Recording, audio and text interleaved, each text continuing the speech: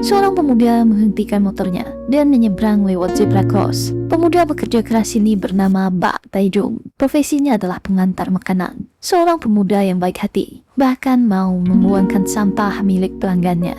Hari-harinya selalu padat menjemput makanan ke restoran dan mengantarnya ke pelanggan. Setelah malam pun tiba, seorang pengantar makanan tak sengaja menabrak pasangan muda. Mereka pun marah dan memakinya. Tak lama, Taijung juga sampai ke sana. Dia memberi info ke rekannya, ada galian di jalan pintas. Dia harus memutar. Rekannya ini membawakan makanan milik Taijung. Saat akan diserahkan, pasangan tadi merusak makanan milik Taijung, membuat pemuda ini kesal, memutuskan mengejar mobil itu. Menghadang di tengah jalan, membawakan makanan yang rusak dan meminta uang ganti rugi. Karena malu dilihat warga, pemuda ini terpaksa membayar Taijung.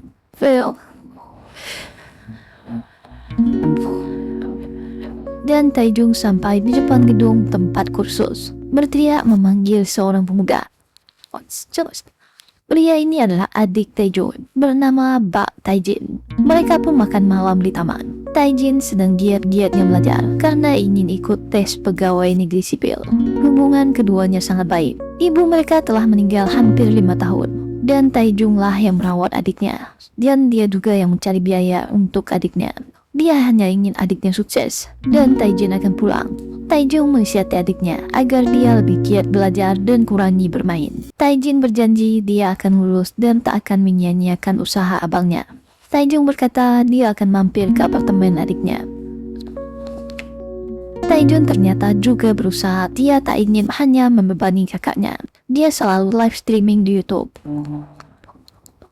Dan disinilah kediaman Taijung. Dia sibuk mengangkat pupuk ke lantai 2. Tujuannya kenapa bekerja sangat keras. Dia ingin membuka toko bunga seperti usaha ibunya dulu. Ketiga teman baiknya juga ikut membantu. Dan seorang gadis datang yang bernama Suji. Dia adalah pacar Taijung. Sudah hampir 4 tahun mereka berpacaran. Semuanya harus makan dulu. Ketika lampu dihidupkan, tempat itu sangat cantik sekali. Taijung berkata ke teman-temannya, dia akan mentransfer biaya konstruksinya. Mereka sudah lelah membantunya. Temannya yang bernama Jongsu menolaknya. Inilah gunanya mereka berteman. Ketika temannya akan pulang, pasangan ini mengantar ke bawah. Suji bertanya kapan dia berhenti melakukan layanan pesanan antar. Bekerja seharian pasti berat. Taijung menjawab dia akan tetap melakukan ini sampai adiknya Taijin bisa mandiri dan mendapat pekerjaan. Suji selalu mendukungnya. Ketika temannya pulang, Suji sangat menyukai Taijung karena dia adalah pekerja keras. Taijung ingin mengantar Suji pulang, tapi Suji ingin menginap di tempatnya. Taijung hanya ingin sukses dan membahagiakan gadis yang selalu mendukungnya ini. Pagi baru datang. Taijung bangun lebih dulu. Ini adalah waktunya bekerja. Dia menyempatkan untuk masak sarapan untuk Suji dan segera berangkat memulai mengantar makanan. Di lingkungan itu, Taijung terkenal ramah dan baik hati. Hari itu dia mengantar makanan ke depan pintu sebuah apartemen. Dia terpaksa turun lewat tangga darurat dan melihat ada tanaman lolidol yang penempatannya salah. Dia memindahkannya dan memberi pesan di pot bunga itu. Dia mengantar ke tempat kedua yang tak jauh dari sana. Seorang nenek menyapanya, meminta tolong pada Taijung untuk mengangkat kopernya. Malam pun tiba. Taijung membeli beberapa makanan kemasan untuk makan malam. Duduk di luar minimarket menikmati makanannya. Tiba-tiba ada bunyi dering HP, dan itu bukan ponsel miliknya. Ternyata ada ponsel tertinggal di sana. Taijung mengangkatnya. Suara di seberang seorang gadis. Dia mengaku tak sengaja meninggalkan HP-nya dan bertanya di mana posisinya. Taijung pun mengatakan. Gadis ini meminta agar Taijung mengantar HP-nya. Taijung menolaknya. Gadis ini memohon dia akan membayarnya 300.000 won. Itu uang yang besar baginya. Taijung setuju. Kirimkan alamatnya. Dia masuk kembali ke dalam minimarket membuang sampah, lalu segera memacu motornya. Dia pun sampai di alamat yang diberikan si gadis. Tempat itu sangat sepi. Ada sebuah lorong di depan. Dan ponsel itu kembali berbunyi. Taijung berkata dia di mana. Gadis ini beralasan ibunya sedang sakit. Dia bisa meninggalkan HP di kotak telepon umum di dalam terowongan. Gadis ini beralasan dia tak nyaman jika pria datang ke rumahnya. Tinggalkan saja HP itu di sana. Walaupun bingung, Taijung tetap meninggalkan HP di dalam kotak telepon itu. Ada sebuah amplop dan ada uang 300.000 won di dalamnya. Taijung gembira dan akan segera pergi. Tiba-tiba truk yang sedang parkir menghidupkan lampunya.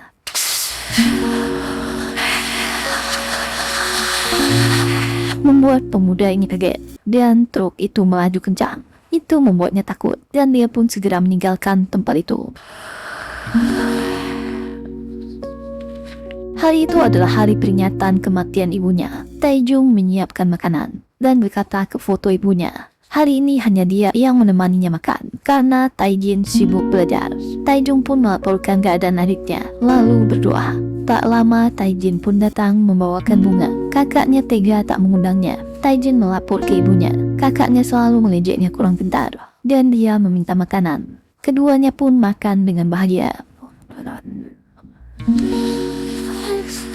Sore itu hujan, membuat Taijung harus cepat-cepat pulang ke rumah kecilnya. Dia tak bisa bekerja hari ini dan sibuk menata tanaman. Di luar, beberapa orang datang ke rumah kecilnya. Orang-orang ini menginjak tanaman. Taijung yang belum sadar sibuk mengirim pesan ke Suji. Tiba-tiba terdengar ketukan di pintu. Taijung bersuara siapa? Dan tiba-tiba 3 orang masuk dan langsung menyergapnya.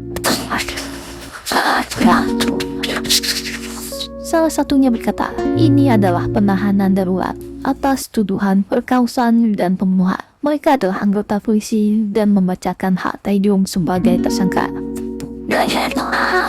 Taijung tak mengerti apa yang terjadi, apa kesalahannya, dan dia segera dibawa ke kantor polisi Mapo. Wartawan sudah berkerumun di luar kantor polisi.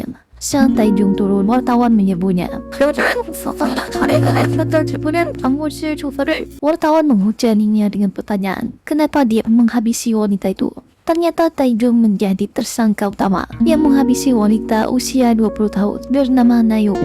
Jasadnya dipotong dan ditemukan semalam di terowongan dekat Sungai Hanggam. Saat ini, kepolisian akan menginterogasi tersangka. Warga Korea gempar. Itu adalah peristiwa yang mengerikan. Saat itu Suji sedang berada di kafe kecil miliknya dan dia mulai melihat berita gadis ini sangat shock. Taijung diinterogasi dan ditunjukkan foto Nayung si korban. Taijung berkata dia tak mengenal wanita ini. Petugas mendesaknya, kenapa dia menghabisinya? Taijung bersumpah bukan dia pelakunya. Kedua petugas ini kesal. Taijung kembali protes. Ini tak masuk akal. Kenapa mereka menahannya? Dia tak tahu apa-apa dan tak bersalah. Dia bahkan tak sempat menutup tokonya. Detektif ini marah. Situasinya sangat serius. Taijung memohon izinkan dia menelpon. Tanamannya bisa layu jika tak ada yang menyiramnya. Para petugas ini tak mengizinkan Taijung menelpon sampai dia mengaku. Petugas forensik datang. Mereka mengambil sampel air liur dan DNA milik Taijung. Semua warga Korea membicarakan kriminal keji itu dan menjadi viral. Suji terburuk, tak percaya pacarnya melakukan ini. Taijung mendapat kunjungan ketiga temannya. Taijung sangat lelah. Senang teman-temannya datang. Dia minta tolong agar pemilik tempat dia membeli bunga mengurus tanamannya. Dia bukan pelakunya, tapi tak ada yang percaya. Bojong temannya mengatakan situasi sangat serius di luar sekarang. Keadaan makin gila. Profil dan semua info pribadinya bocor di media sosial. Semua orang ikut menghujat adiknya dan pacarnya Suji. Itu membuat Taijung pucat. Suji datang ke toko dan rumah Taijung. Banyak coretan hujatan di sana. Media membahas kejahatan yang dilakukan Taijung. Suji tak sanggup menonton dan mematikannya. Bahkan dia terpaksa menutup tokonya sementara.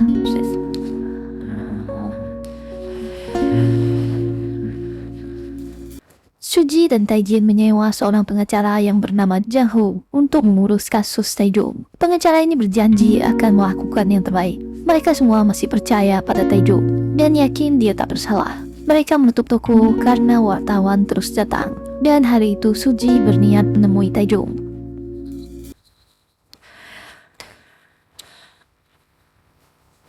Taejong akhirnya bisa bertemu kembali dengan pacarnya. Dia meminta maaf telah membuatnya dalam masalah. Suji menatapnya berkata lirih, "Tolong katakan sesuatu." Taejong pun bersumpah bukan dia pelakunya. Dia tak mengerti apa-apa. Suji menangis. Dia awalnya ragu. Sekarang dia juga yakin bukan Taejong pelakunya. Dia memintanya bertahan. Mereka sudah menyewa pengacara. Hari itu pengacara Jang menemui Suji dan yang lain. Dia butuh bukti Taejong melakukan kegiatan lain saat korban meninggal. Dia butuh alibi untuk membuktikannya. Apakah mereka bisa mendapatkan jadwal detail yang Taejong lakukan pas hari kejadian? Suji yakin itu bisa dilakukan. Taejong pekerja keras yang tak membuang waktunya. Mereka akan mencari jadwal pengantarannya. Teman-temannya segera bekerja. Mereka akan mencari struk dan detailnya. Di depan jaksa penuntut, Taejong sangat yakin dia bukan pelakunya. Dia akan membuktikan dia tak bersalah. Taejong kembali mengingat semua jadwal dan kegiatannya hari itu dan mulai mencatat. Teman-temannya, adiknya dan Suji juga mulai mengumpulkan bukti, notes, foto peta dan jadwal. Suji juga meminta jadwal pengantaran ke aplikasi tempat Taejong bekerja. Suji mencatat semua jadwal dan toko makanan yang Taejong kunjungi hari itu. Taejong yakin struknya disimpan di laci dapur. Mereka mendapatkan semua struknya dan mencatat arah di peta kemana saja Taejong bergerak hari itu. Taejin juga meminta tolong ke rekan-rekan sesama pengantar makanan. Suji juga meminta petisi dan testimoni pada warga di area itu. Warga pun mendukung. Mereka tak yakin Taejong pelakunya. Semua bahan dikumpulkan dan Taejong mengingat apa yang dilakukannya. Bahkan ketika motornya mogok hari itu selama 30 menit. Mereka akhirnya mendapatkan seluruh data pergerakan Taejong hari sebelum dan hari saat insiden itu terjadi. Pengacara Jung tak menyangka mereka bisa mengumpulkan bukti ini. Dengan data ini mereka bisa melawan dan mungkin bisa menang di sidang. Pengacara ini segera mengambil semua barang bukti.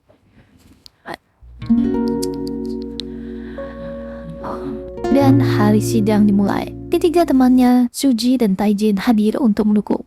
Semua tamu berdiri. Taejong dihadirkan di sidang. Ini adalah sidang pertama. Pengacara Jung menampilkan semua barang bukti dengan jadwal sepadat ini. Tak mungkin kliennya melakukannya. Bahkan ada petisi. Semua warga di area menghormati Taejong. Dia orang yang baik. Poin yang mereka tampilkan bertentangan dengan pernyataan jaksa. Tak mungkin kliennya punya waktu untuk melakukan kejahatan. Dan jaksa penuntut maju. Taejong diminta duduk di kursi terdakwa. Jaksa penuntut yang bernama Lee mendukung apa yang dikatakan pengacara Jung. Semua data mereka sama tentang pergerakan terdakwa di hari kejadian. Datanya cocok. Terdakwa adalah pekerja keras. Tapi ada poin-poin yang meresahkan dan butuh klarifikasi terdakwa. Poin pertama, terdakwa melakukan pesan antar makanan ke rumah korban dan tak lama dia mengkonfirm di aplikasi waktu antar selesai. Setelah itu terdakwa tak turun selama 7 menit dari apartemen itu. Taejong mencoba mengingatnya. Ada tanaman lolidol yang penempatannya salah. Dia pun memindahkannya dan meninggalkan pesan. Poin kedua, ada adegan ini. Taejong membawa koper melewati jalan yang menanjak. Taejong mengaku seorang wanita tua meminta tolong padanya bawakan kopernya ke jalan menanjak itu. Dan ternyata itulah koper yang ditemukan di Sungai Hanggang yang berisi jasad korban. Jaksa Lee menuduhnya membawa koper itu melewati titik buta dan yang tak terdeteksi CCTV. Dan poin ketiga yang memberatkan, dia membawa ponsel korban. Itu kejadian saat Taejong di supermarket saat dia membuang sampah sebelum mengantar ponsel yang hilang. Ponsel itu ternyata milik Nayong si korban. Dan saat dia mengembalikannya di lorong di dekat Sungai Hanggang, hanya beberapa meter dari pembuangan jasad. Taejong mengaku gadis itu tak mau diantar ke rumahnya karena tak nyaman dengan pria. Jaksa Lee menuduh Taejong berbohong. Sepertinya dia membawa ponsel itu dari sore saat mengantar makanan sampai membuang jasad. Taejong pun bingung. Pengacara Jung keberatan, tapi permintaannya ditolak. Jaksa Lee mengatakan ada bukti penting lainnya. Itu adalah TKP saat korban dihabisi. Warna merah di mana-mana. Yang paling memberatkan, cairan tubuh terdakwa ada di tubuh korban dan gelang yang Suji berikan ada di sana. Itu bukti yang sangat kuat. Cairan itu milik Taejong. Sampelnya 99% tutup. Taejong melihat dokumen itu. Jaksa Lee marah. Dia tak ada rasa menyesal sedikit pun. Itu membuat Taejong mengamuk dan berteriak. Memaki dia bukan pelakunya. Pot tanaman yang disebutkan tak pernah ada di tangga darurat. Taejong bingung dan berteriak, ini tak adil, bukan dia pelakunya. Hakim akan membacakan sidang di keputusan kedua. Suji menangis, Taejin kecewa, dan teman-temannya tak menyangkanya. Sujin pun menemui Taejong di tahanan, mengatakan pengacaranya berhenti, dan Taejin sedang mencari pengacara lain. Tapi itu tak mudah. Taejong benar-benar depresi. Dia meminta maaf, tapi dia benar-benar tak melakukannya. Sujin meminta tunjukkan gelang yang dia berikan. Taejong pun bingung, tak menyangka gelang itu hilang. Suji menangis dan mulai yakin kenapa dia melakukannya. Gadis ini sok. Dia sangat ingin percaya pada Taejong. Tapi dia baru sadar Taejong memiliki sisi lain. Taejong memohon, bukan dia pelakunya. Tapi gadis ini menyerah. Dia tak bisa menunggunya lagi dan tak bisa bersamanya. Taejong memohon jangan tinggalkan dia. Suji melepaskan gelang miliknya. Mulai sekarang mereka berpisah dan Suji pergi dari sana. Putusan ditetapkan. Bak Taejong diputuskan bersalah. Hukumannya adalah penjara seumur hidup.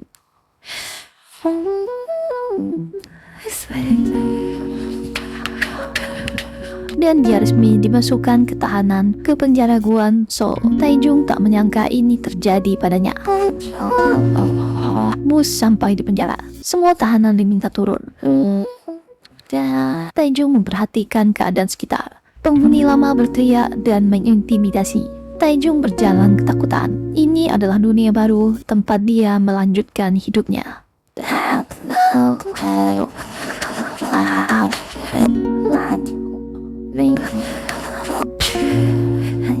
Inilah penjara kota Seoul. Peraturannya sangat ketat di sini. Bangun jam 8 pagi, lalu absen, kemudian sarapan. Yang akan sidang segera berangkat, yang lain akan bekerja. Olahraga 2 kali sehari selama 30 menit. Sel dikunci jam setengah 6. Kemudian absen dan makan malam. Lampu dimatikan pukul 9. Yang tak peraturan diklasifikasi sebagai level 1 dan mungkin bisa mendapat bebas bersyarat. Gunakan waktu sebaik mungkin di sini. Dan Taejong difoto.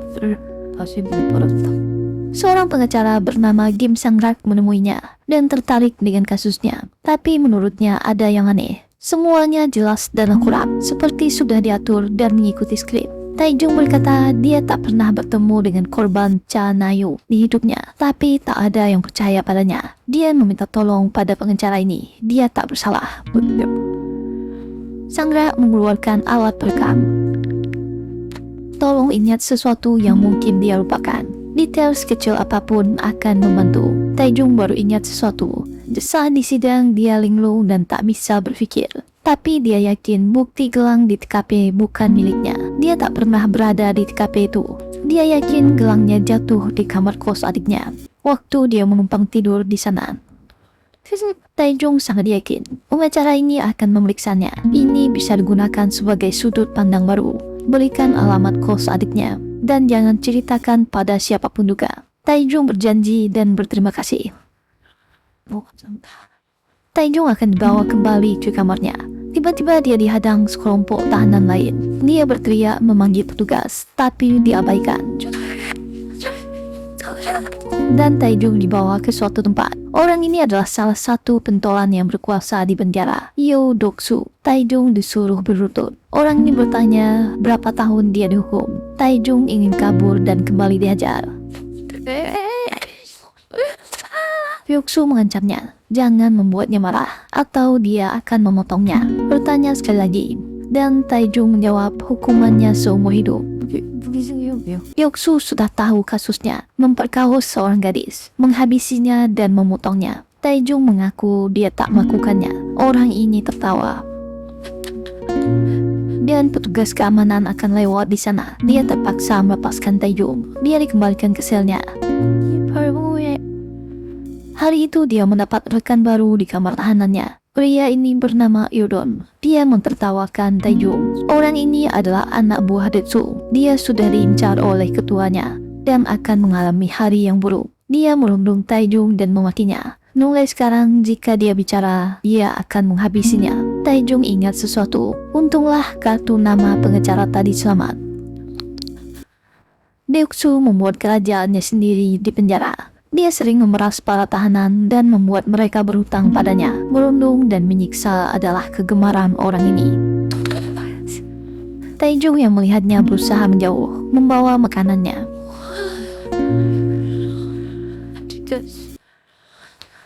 Dua orang tahanan lain duduk di depannya. Mereka memperingati Taejong, jangan melihat orang itu. Deoksu sangat kejam dan berkuasa di penjara ini. Kabarnya dulu dia adalah ketua gangster. Hukumannya seumur hidup, tapi orang itu kaya. Kabarnya dia menyuap, hingga hukumannya dikurangi jadi 12 tahun. Dulu orang itu punya adik perempuan. Adiknya diperkaos, dan Deoksu menghabisi orang itu. Karena itulah dia akan mengejar tahanan yang memperkaos. Dia benci orang seperti itu. Kedua orang ini pura-pura baik dan membawa Taejong ke sebuah kamar mandi. Dan anak buah Deoksu sudah menunggu di sana. Dia dijebak, dia dihajar. Dan satu kabar yang membuat hidupnya makin hancur. Adiknya, Bak Taejin, ternyata meninggal karena bundir. Pengacara sengkak datang dan memberikan barang-barang milik adiknya. Dia minta maaf karena sudah datang terlambat. Hari-hari Taejong hancur. Dia dalam keadaan depresi. Tahanan yang lain selalu merundungnya. Dia menangis ingat kenangan dengan adiknya. Dia tak bisa menahan air matanya. Keluarga satu-satunya meninggal. Taejong hancur sehancur-hancurnya. Dia tak ingin hidup lagi. Bahkan Taejong mencoba menghabisi dirinya sendiri.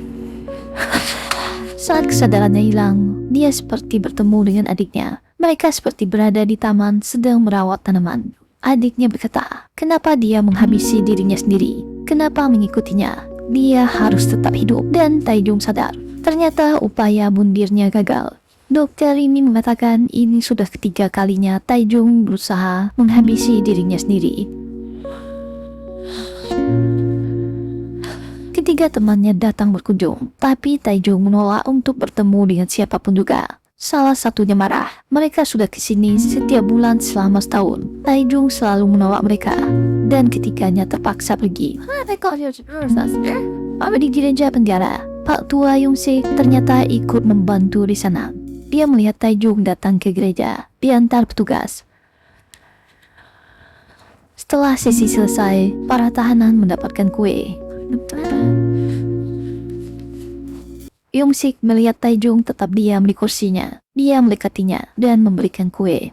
Dia selalu melihat Taejong menangis saat di lapangan penjara. Tahanan yang lain selalu bicara hal buruk tentangnya. Taejong tetap diam. Yongsik memberinya nasihat. Setiap orang punya pilihan. Dia memanggil Taejong. Taejong pun menoleh. Pak tua ini mengenalkan dirinya, memintanya mencoba kue ini.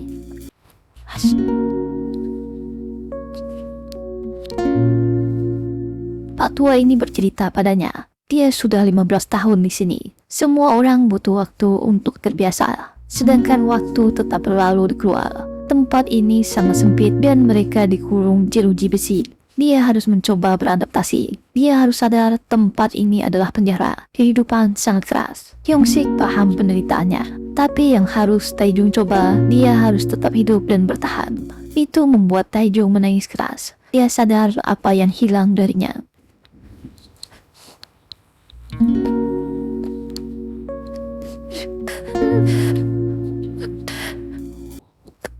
Dan mulai hari itu, Taejong bertekad berubah. Dirinya yang lama sudah mati, yang baru akan bertahan dan tetap bertahan. Walaupun masih sering dipukuli oleh Deoksu dan anak buahnya, Taejong mulai berlatih. Dia telah melupakan sesuatu. Dia dulu adalah atlet taekwondo, dan dia akan memulainya kembali.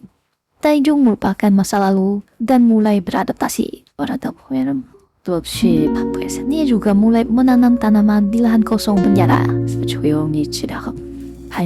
Lalu mulai berlatih bela diri. Tubuhnya yang sering kena pukul membuat daya tahannya semakin keras dan kuat. Tiada hari tanpa dipukul dan dia sudah terbiasa.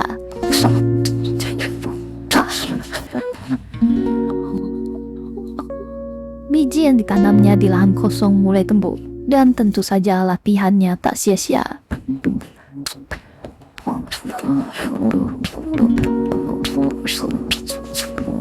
Dia mulai bisa menahan dan menghindar dari tahanan yang merundungnya, membuat Deoksu kesal. Pandangan matanya membuatnya muak, lalu menghajar Taijung. Taijung rutin mengunjungi gereja, dan Pak Tua Yongsik memberinya kitab. Dia rajin membacanya. Taijung sudah bisa makan dengan lahap.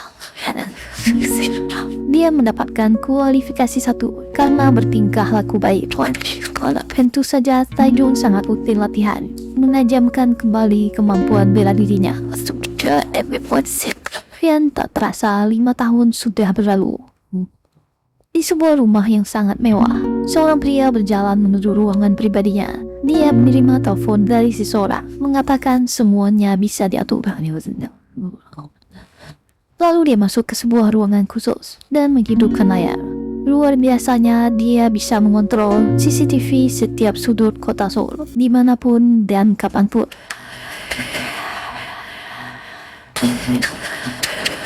Kembali ke penjara, petugas ini bernama Kim Jae-chul, kapten di penjara ini. Dia datang dan melihat tanaman yang Taijung urus. Kebetulan Jae-chul sangat suka dengan tanaman. Dia melihat wajah Taijung yang terluka. Apa dia berkelahi lagi? Taijung mengatakan dia tak sengaja jatuh. Jae-chul membawa tanaman miliknya, bertanya apa yang terjadi. Daunnya menguning. Taijung mengatakan masalahnya, dia hanya butuh pot yang lebih besar. Mengatakan dia akan merawatnya. Jae-chul berterima kasih dan pergi dari sana.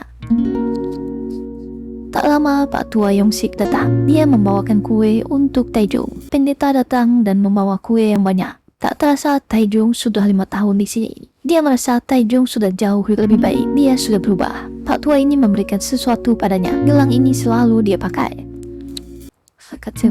Dia berharap Taijung baik-baik saja. Taijung sadar kenapa dia bersikap aneh dan bertanya ada apa. Ternyata Pak Tua ini akan bebas hari ini. Taijung tak menyangkanya. Yongsik juga sudah bicara dengan Pak Pendeta. Taijung bisa menggantikannya menjadi pelayan altar. Taijung sebenarnya bahagia sekaligus sedih dan bertanya apa yang akan Yongsik lakukan jual. Pak Tua ini mengaku dia punya toko elektronik yang diwariskan ayahnya. Taijung ikut mengantar Yongsik menuju pintu keluar dan bertanya kenapa dia baik padanya. Yongsik tak bisa menjawab awalnya. Dia hanya yakin Taijung berhak mendapatkan kesempatan kedua dan dia juga yakin Taijung tak bersalah. Pak Tua ini berpamitan dan selamat tinggal. Tak terasa air mata Taijung menetes. Dia berteriak. Keduanya saling merasa kehilangan. Pak Tua ini menoleh beberapa kali ke belakang. Dan Taijung masih rajin membaca Alkitab. Hari itu dia melihat seorang tahanan baru dirundung oleh tahanan lama. Taijung jadi ingat dirinya di masa lampau. Di gereja, Taijung memulai pekerjaannya sebagai pelayan altar. Petugas Jae-chul mengantarkan si tahanan baru yang dirundung tadi. Dan orang ini membuat pengakuan dosa. Taijung mendengarnya, menyuruhnya memakan kue itu, dan memberinya beberapa nasihat untuk kuat menjalani kehidupan di penjara. Dia memberikannya Alkitab. Cobalah membacanya. Mudah-mudahan dia diberi keberanian. Orang ini tiba-tiba berkata, dia tak bersalah. Andai dia tak mencari dan mengantarkan ponsel yang hilang itu, ini tak akan pernah terjadi. Taijung merasa kasus orang ini sangat mirip dengannya. Semua skenario-nya sama. Dan dia juga seorang pengantar makanan. Tahanan ini bercerita semuanya. Taijung kembali semakin yakin. Semuanya sangat mirip dengan kasusnya. Orang ini berkata dia punya alibi yang kuat. Tiba-tiba seorang pengacara datang menemuinya. Taijung melihat kartu itu. Ternyata itu Kim Sang-rak. Itu nama yang sama. Taijung sangat shock. Tahanan ini berkata pengacara itu pasti komplotan penjahatnya. Tahanan ini mengatakan ibunya mundir. Itu juga sama dengan adiknya Taijin. Orang ini yakin ibunya yang taat tak mungkin mundir. Taijung jadi sadar bisa jadi adiknya Taijin tak mundir. Orang ini sangat marah. Para bajingan itu pasti mengikutnya. Taijung awalnya sudah merelakan dirinya di penjara, jadi membuka kembali kasus lamanya. Dan keyakinannya semakin kuat dia telah dijebak. Taijung tak tidur semalaman. Tiba-tiba ada keributan di luar. Tahanan baru kemarin meninggal bunuh. Taijung sangat shock melihatnya.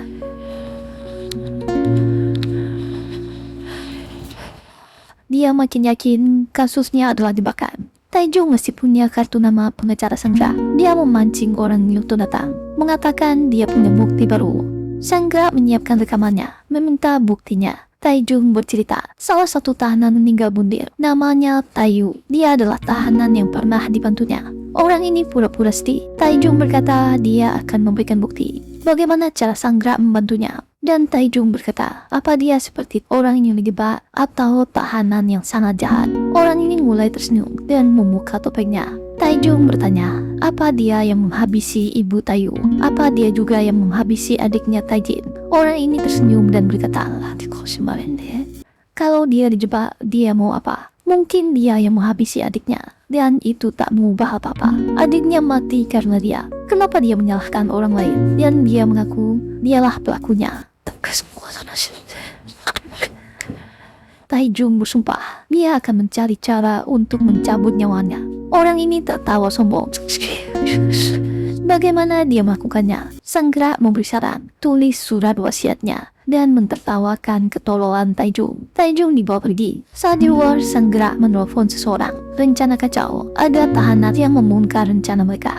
Taijong datang ke gereja dan berkata ke pendeta dia tak bisa menjadi pelayan altar lagi dan mengembalikan Alkitab. Taijong mengambil paku di kursi gereja sampai jarinya terluka.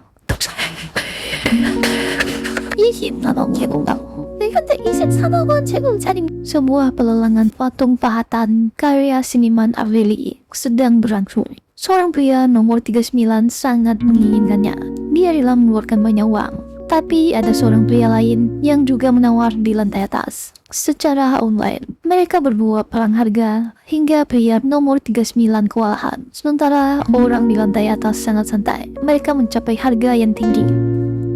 Host lelang memberikan waktu 5 menit untuk memikirkan kembali penawaran mereka. Pria nomor 39 itu keluar dari ruangan dan menelpon seseorang. Dia harus mendapatkan patung itu. Ada seseorang yang sedang menculik putranya. Dan orang itu meminta tebusan patung Arveli sebagai pengganti. Orang ini memohon agar dia meminta barang lain atau uang. Pria di seberang menolak. Dan ternyata yang diteleponnya adalah peserta lelang di lantai 2. Bernama An Johan, seorang pengusaha muda yang misterius dan sangat kaya raya. Pelelangan dimulai kembali. Mereka kembali menawar. Sampai akhirnya, Johan membiarkan pria itu menang di angka 6 miliar. Dia sangat menikmati ekspresi orang itu. Pria ini sangat bersyukur karena bisa menyelamatkan anaknya.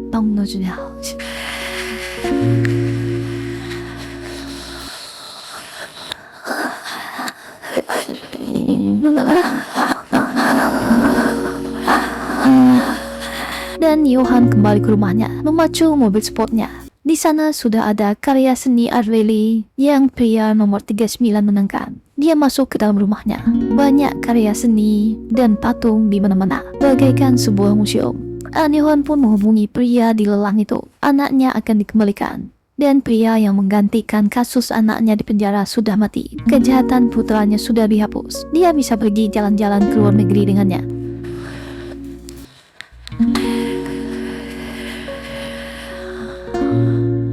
Kantor pusat GA Group, sebuah perusahaan ternama di Korea. Johan menghadiri rapat di kantornya. Mereka membahas tentang proyek bisnis bangunan dan lahannya akan dibeli. Di tengah rapat, Johan mendapat telepon. Suasana langsung hening. Ternyata yang menelpon adalah pengacara Jim Sanggra. Dia memberitahu rencana mereka berantakan dan harus segera dibereskan. Johan memerintahkannya selesaikan dengan cara biasa. Setelah telepon berakhir, Johan pergi meninggalkan rapat dan memberitahu lahan untuk proyek itu segera beli, tak masalah dengan harganya. Johan kembali menghubungi seseorang yang sedang mengurus seorang mayat. Orang ini mengatakan semuanya akan beres.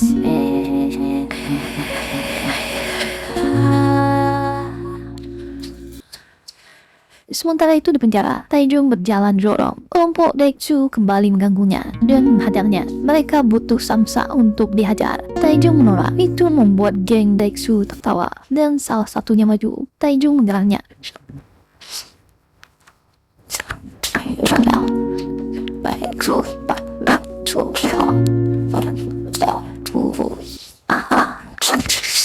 Satu demi satu, anak buah Daeksu mencium lantai.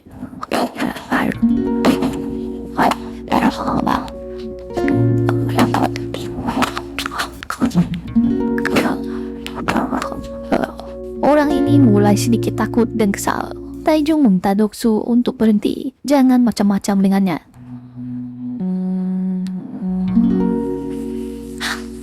Dua orang wanita mendatangi sebuah toko elektronik.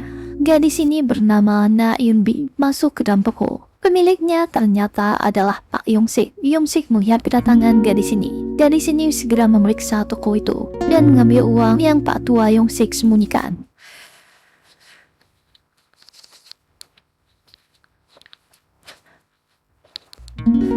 Dia melihat fotonya bersama Taejong yang terpajang dan Nije. Pak Yong-sik meminta Eun-bi menyisihkan sedikit uang untuknya. Dia butuh makan. Eun-bi pun memberikannya. Itu adalah hutang akibat masalah di masa lalu.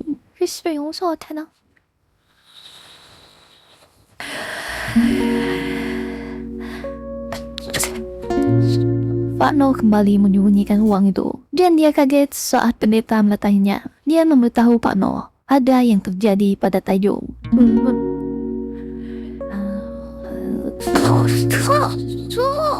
Dan Doksu dan gengnya semakin keterlaluan sejak Taejong melawannya. Dia uring-uringan. Dia akan ke kamar mandi. Dua orang tahanan berani memujinya. Si 802 Taejong dia menghajar anak buah Doksu. Orang itu sampai ketakutan. Dan Doksu mendengarnya menghajar tahanan ini dengan brutal.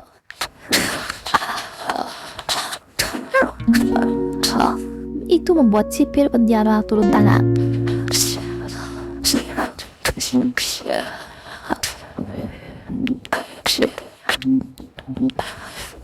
Dan seorang gangster lain muncul. Sebuah kelompok yang bersaing dengan Doksu. Pimpinannya bernama Ganji. Anak buah Doksu menyerangnya dengan gampang dikalahkan. Dari dulu sudah menjadi musuh Doksu. Mereka sering berkelahi. Doksu mengancam orang ini dan menempatnya. Ganji tertawa. Mereka akan berkelahi. Kapten penjara Jae-chu muncul, melerai mereka, memarahi kelakuan Doksu. Kepala penjara ingin bertemu dengannya.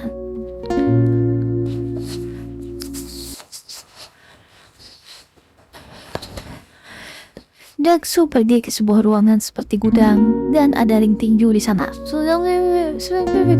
Kepala penjara bernama Ba meminta Doksu berhenti mengganggu Taejong. Mereka sudah terkena masalah baru-baru ini karena ada yang meninggal. Walau Ba tak ingin lagi ada masalah.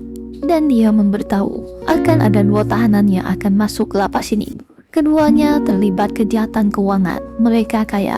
Dan dia yakin keduanya menyembunyikan berbagai aset. Kepala penjara ingin Doksu berurusan dengan tahanan baru itu. Paksa mereka, sedot uangnya, dan dia akan mendapat 10% darinya.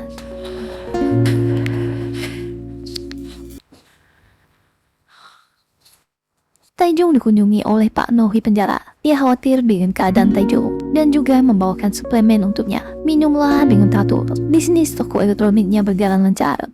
Dia diberi kabar oleh pendeta Taejong bermasalah. Dan Taejong berbisik, dia tak ingin lagi berada di penjara ini. Dia tak bersalah, karena dia diiba. Dia memberitahu Pak No kalau dia akan kabur dari sini.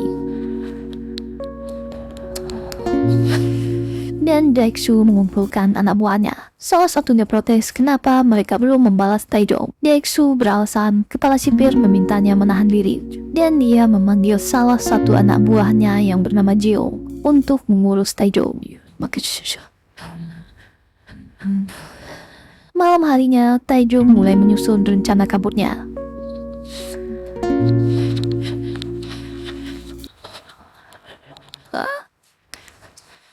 Pagi baru dimulai. Taejong mengumpulkan segala informasi soal peta penjara, memperhatikan gerak-gerik petugas, dan kunci yang mereka gunakan. Zon B mempunyai jalan kabur yang mudah, berbeda dengan Zon A tempatnya sekarang. Taejong juga terus mengamati sekitarnya, jalur ventilasi, dan shift ganti para penjaga.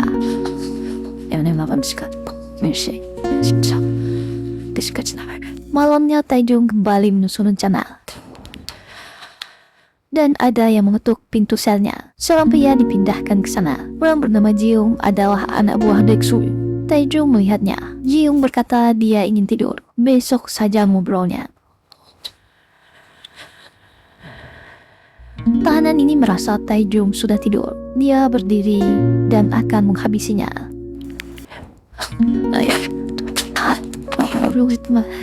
Tapi Taejong sadar dan mereka pun growth.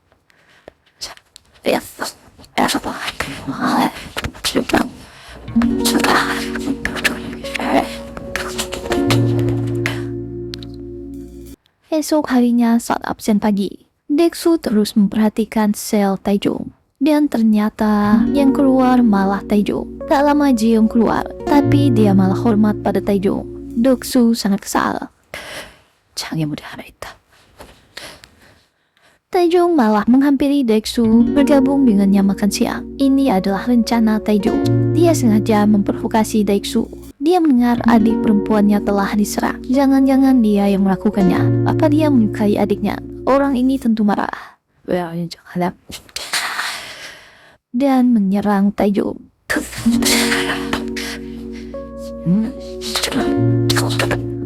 Oh, Taejong diam tak melawan.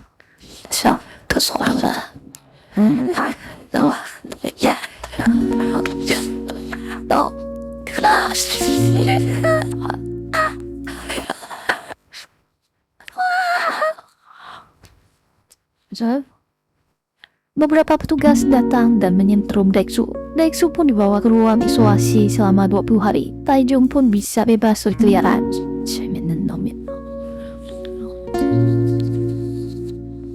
Sore harinya, Taejong sibuk mengurus tanaman. Kapten sipir Jae-chul datang. Dia memberikan barang yang Taejong pesan. Sipir ini baik padanya karena sejak ada Taejong, ada tanaman dan bunga di penjara itu. Taejong pun berterima kasih. Barang yang Taejong pesan adalah busa spon tanaman.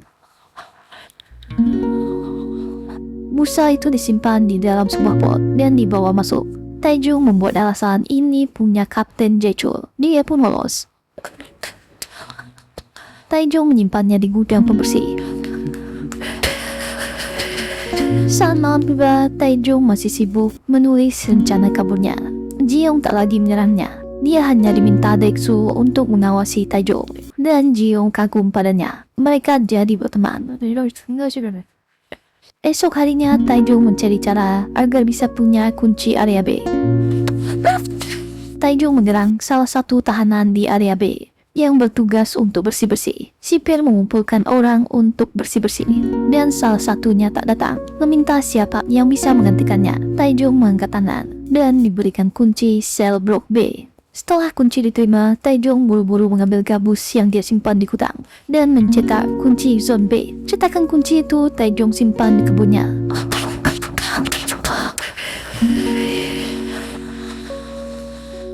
Dan hari itu bertepatan dengan datangnya petugas kesehatan. Mereka masuk ke area penjara. Petugas ini suruhan Yohan. Dia bernama Baira.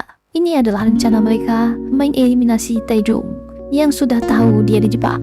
Dia sempat berpapasan dengan Taejong dan melihat nomor barcode-nya. Mereka akan memberikan vaksin untuk para tahanan. Taejong termasuk dalam daftar para tahanan yang akan divaksin. 하겠습니다.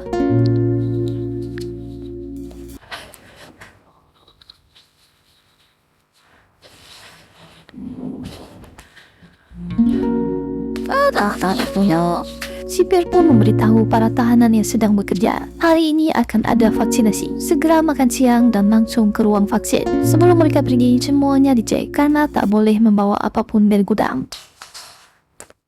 Dan di saat yang sama, seorang sipir meminta tolong pada Taejong untuk memperbaiki mobilnya. Taejong menyiapkan. Ini kesempatan kabur dari vaksinasi. Dan menjalankan rencananya menduplikat kunci. Sipir itu pun pergi untuk makan siang. Taejong menjalankan rencananya menduplikasi kunci. Dia segera bekerja.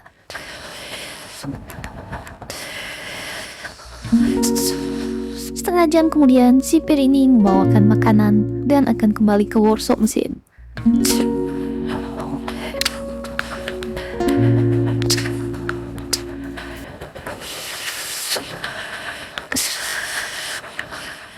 Dia mendengar suara mesin dan segera berlari. Ternyata Taejong sudah tahu. Dia sudah menyelesaikan duplikasi kuncinya. Taejong cuma memperbaiki aksesoris peredam mobilnya yang bermasalah. Sipir ini berterima kasih, memberikan makanannya pada Taejong. Dia sudah menyita jam makan siangnya. Taejong akan pergi. Sipir ini tetap melakukan pemeriksaan. Taejong beruntung, sipir itu tak memeriksa bungkus makanannya. Dia lolos kunci cadangan aman. Saat dia ingin kembali ke selnya, dia diikuti oleh beberapa tahanan, dan mereka juga menghadang Taejong. Ternyata mereka adalah anak buah Gang Jae. Orang ini datang mengenalkan dirinya. Taejong cuma diam, membuat anak buahnya marah. Gang Jae menghajar anak buahnya.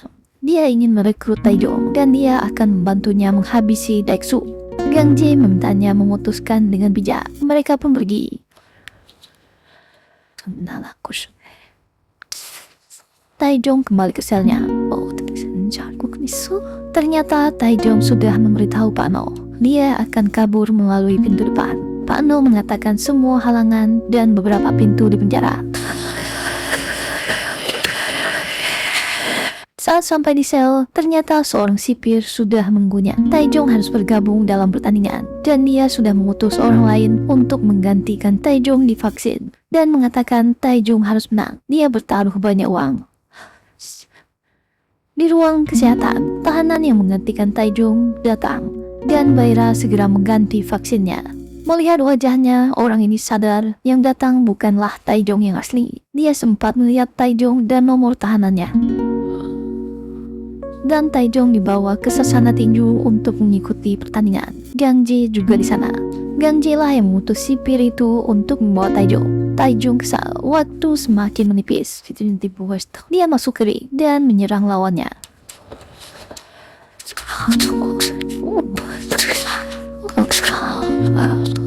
Orang ini pun jatuh. Taejong pun langsung pergi. Saat dia akan kembali ke selnya, dia bertemu dengan petugas kesehatan dan Kapten Sipir Jae-chul. Orang yang menggantikannya divaksin tak berhasil, dan Baira menyuntikkan vaksin yang isi racun padanya. Waktu semakin mepet. Taejong yang telah disuntikkan racun, dan itu akan beraksi dalam 30 menit, waktu yang sama dengan yang dibutuhkannya untuk kabur. Baira pun mengabari bosnya, tugas sudah selesai. Saat semua orang keluar dari sel, Taejong langsung mengeksekusi rencananya.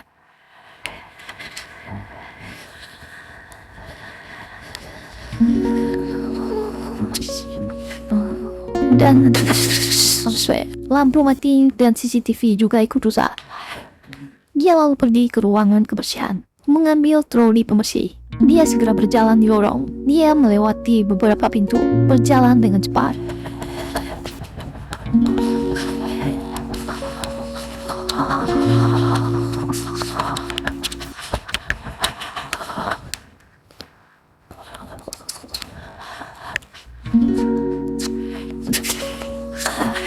Saat dia akan pergi ke pintu keluar, tiba-tiba ada sipir yang datang. Dia pun segera bersembunyi di balik karung plastik. Untung petugas ini tak curiga. Dan Taejong mulai merasakan reaksi dari racun itu. Dia belum sadar apa yang terjadi, tetap berusaha fokus dan melanjutkannya. Saat masuk ke ruangan mesin, Taejong berganti baju dan naik ke ventilasi.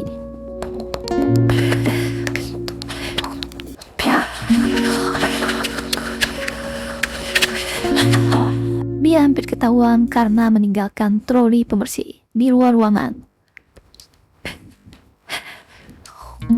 dan bergerak terlalu buru-buru.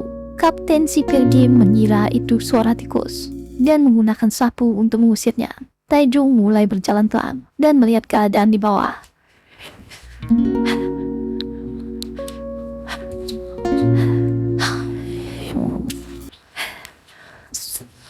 Dan akhirnya setelah perjalanan panjang, dia berhasil keluar dari ruangan ventilasi, masuk ke ruang tunggu publik orang yang akan menjenguk para tahanan. Kepalanya makin pusing. Di luar penjara, Pak No Hyung-sik sudah menunggu. Tapi Hyung-sik tak sengaja bertemu dengan sipir Jae-chul yang dikenalnya. Jae-chul menyapanya, mengira Pak No ingin mengunjungi seseorang di penjara. Jae-chul sempat curiga karena Pak Yong-sik tak masuk ke dalam. Ternyata dia membawa mobil.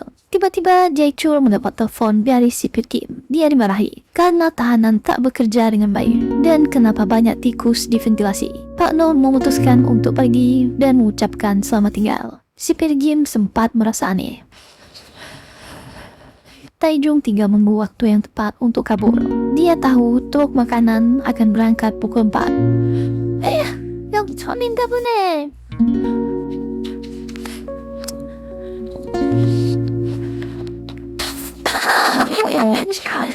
Dan waktu kunjung selesai, banyak tamu yang akan pulang. Dia menerobos kerumunan dan berjalan pelan. Tapi saat dirinya di luar, kepalanya makin pusing yang tak tertahankan. Dia sudah melihat mobil itu, tapi dia pingsan sebelum masuk ke dalamnya. Yohan sedang di arena balapan, menonton balapan formula yang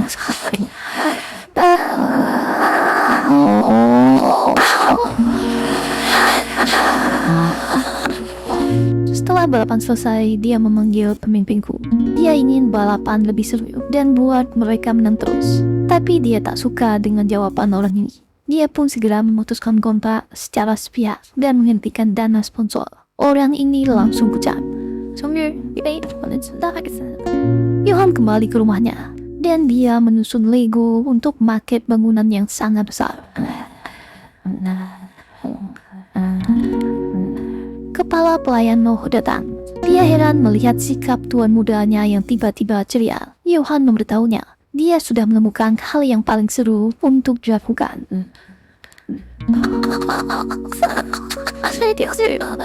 Dia meminta kepala Noh memberikan daftar nama-nama kaya yang berhubungan dengan Kemenkumham. Kepala pelayan Noh menyanggupinya. Dan hari itu, sebuah mobil masuk ke penjara. Kepala Kemenkumham Baek mendatangi lapas aktif. Kepala penjara Baek terkejut dengan kedatangan bosnya. Saat dia bicara dengan Direktur Baek, tiba-tiba seorang pemuda masuk ke dalam. Direktur Baek meminta semua orang keluar dari ruangan. Hanya dirinya, Yohan, dan kepala penjara. Yohan dengan santai menyuruh Direktur Baek membuatkannya kopi. Direktur Baek berpesan agar kepala penjara Baek melakukan apapun yang Yohan perintahkan. Kepala Baek masih bingung. Yohan langsung naik ke meja dan berjalan. Kepala penjara ini tentu kaget. Yohan meminta kepala penjara Baek mengulang apa yang diminta Direktur Baek. Direktur Baek masih heran, bertanya apa dia mengenal bosnya. Yohan menjawab Direktur Baek adalah kenalan dari temannya. Dia memberikan sebuah dokumen proposal kegiatan relawan lingkungan. Yohan memberikan sebuah tas, 2 batang emas. Kalau kegiatan ini lancar, dia akan memberikan 5 batang emas lagi. Dia tahu kepala Baek mendapatkan uang secara legal. Dia banyak melakukan pungli di penjara ini. Dia akan lebih kaya jika membantunya. Tapi jika dia tak setuju, dia akan mengganti posisinya dengan orang lain. Kepala Baek sadar orang ini sangat berkuasa. Dia langsung setuju rencana Yohan. Dia meminta kepala Baek membuat daftar beberapa tahanan yang tangguh untuk bekerja keluar penjara untuk kegiatan yang akan dibuatnya. Kapten sipir Jae-chul akhirnya menemukan denah penjara yang Taejung buat. Dia mulai melihat dan mengikuti cara Taejung kabur dari penjara.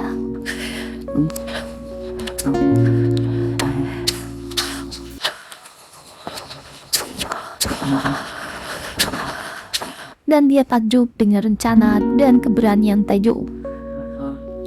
Saat Taejung sadar dia sudah berada di ruang kesehatan penjara. Dokter di sana heran, dia menemukan racun tikus dalam dosis besar di darahnya. Dan dokter ini mengatakan dia telah meminum sebuah suplemen yang berfungsi secara kebetulan menetralkan racunnya. Dia sangat beruntung. Dokter ini pun pergi. Efek obat itu masih mempengaruhi Taejung. Dia jatuh dan sempat muntah. Sipir Jae-chul pun datang. Dia bertanya pada Taejung apa yang sebenarnya dia rencanakan. Taejung meminum racun, lalu ingin kabur dari penjara. Itu tidak masuk akal. Jadi dia menduga ada yang meracuninya, berniat menyakitinya. Dia berjanji akan lebih mengawasinya, dan ini tak akan terjadi lagi. Dia kecewa pada Taejung, karena selama ini dia sudah bersikap manusiawi padanya. Taejung protes pada Jae-chul. Apa pernah dia diperlakukan manusiawi di penjara ini? Sipir ini memberitahu Pak Noh yang mengantarnya ke dalam, dan dia akan menemuinya. Taejung ingin Jae-chul menyampaikan pesan pada Pak Noh Yong-sik. Dia berterima kasih karena sudah menyelamatkan nyawanya lagi. Jae-chul mengira itu pesan. Taejong jujur itu hanyalah rasa terima kasihnya. Jae-chul pun menyampaikan pesan pada Pak Yong-sik yang masih menunggu di luar. Yong-sik berkata itu hanyalah rasa terima kasih Taejong padanya, bukan sebuah kode. Dan Gang Jae dapat info dari anak buahnya kalau Taejong berusaha kabur dari penjara, tapi gagal. Dia minum racun tikus. Dia meninggal sendiri di ruang kesehatan. Gang Jae heran dengan sikap Taejong dan menduga Taejong punya sebuah masalah yang jauh lebih parah. Dia semakin tertarik dengan pemuda ini. Anak buah Doksu menyampaikan pada bosnya beberapa anggota geng mereka telah pindah ke geng Gang Jae. Pembicaraan terhenti karena kepala penjara Bak datang ke ruang isolasi. Doksu menolak bicara, kecuali dia ingin membebaskannya. Kepala penjara Bak mengejek Doksu yang kelihatannya menyedihkan saat menghadapi Taejong. Dialah yang sebenarnya ketakutan. Kepala Jung melihat proposalnya. Dia akan menjadikan Doksu sebagai salah satu tahanan yang akan diutus keluar, mengikuti permainan yang dibuat Yohan. Bak pun berkata akan mengeluarkannya dari sel isolasi. Diam saja di selnya, lalu dia pergi. Doksu pun akhirnya keluar dari sel isolasi. Tapi kata-kata kepala penjara musiknya, dia sangat marah diremehkan. Dia sangat dendam dengan Taejong. Doksu pun mengumpulkan semua anak buahnya dan mendatangi Taejong di ruang perawatan.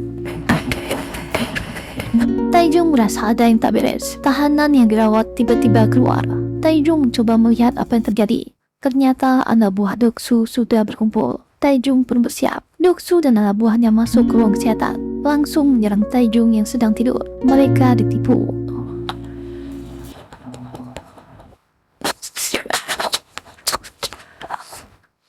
Taejong bersembunyi dan mengelap. Perkelahian pun terjadi.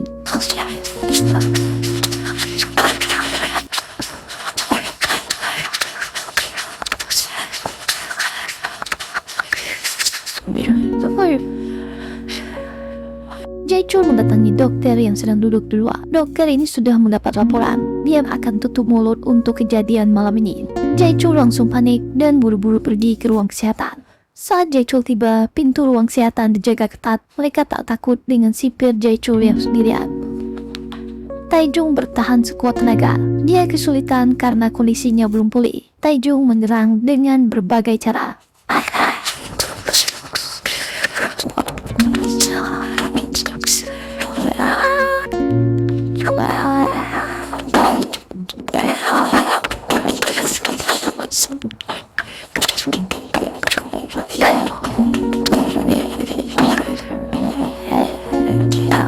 Sementara kepala penjara mengumpulkan para sipil yang dipercayanya, memberitahu soal proposal yang Yohan minta.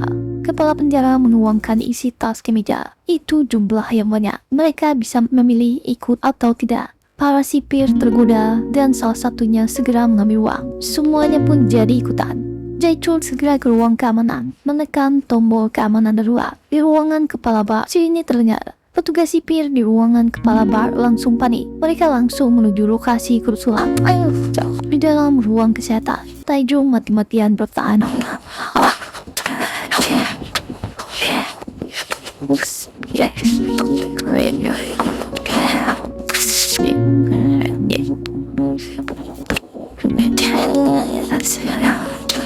Doksu menikmati perkelahian itu.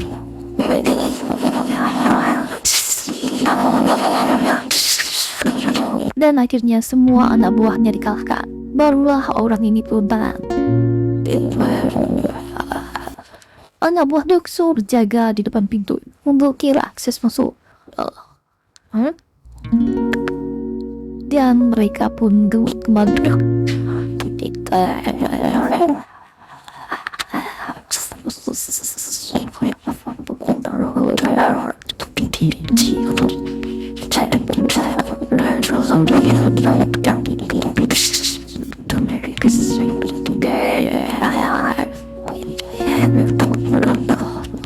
Di ruangan, para sipir dan anak buah Doksu saling dorong. Sipir yang masuk ke ruangan, anak buah Doksu juga sekuat.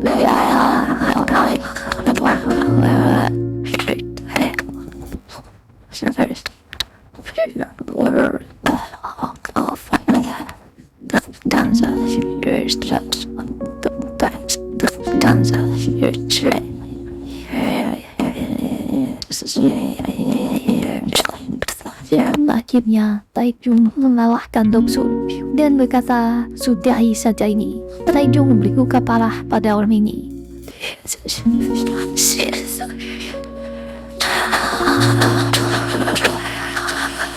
Saat para sipir masuk, Doksu sudah dikalahkan. Kepala sipir Bak marah dengan apa yang terjadi. Setelahnya, Taejong dimasukkan ke ruangan isolasi. Di ruangan itu, dia terbayang wajah adiknya. Karena dirinya, semua kehidupan normal mereka kacau. Taejong tetap dengan ambisinya, keluar dari penjara dan mencari orang yang menjebaknya. Tiba-tiba, sipir masuk ke selnya, menutup kepalanya dengan kantong hitam. Ternyata, bukan hanya dia yang dibawa. Doksu, Gangjae, dan beberapa orang lain juga dibawa. Para tahanan yang melawan akan dipukuli. Mereka dibawa ke sebuah tempat di luar penjara.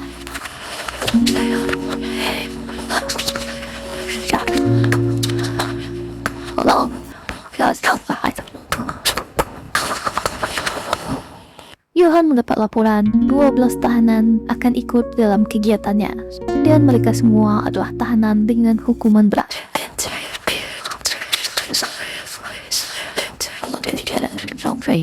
Johan memicik nama tahanan. Ada nama Taejong di sana. Mereka dibawa ke tempat yang jauh di pinggir kota.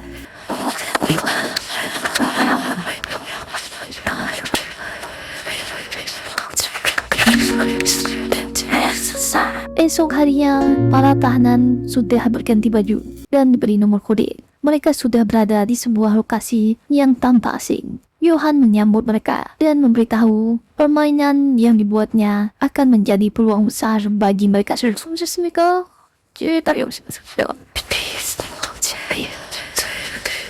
Dan akhirnya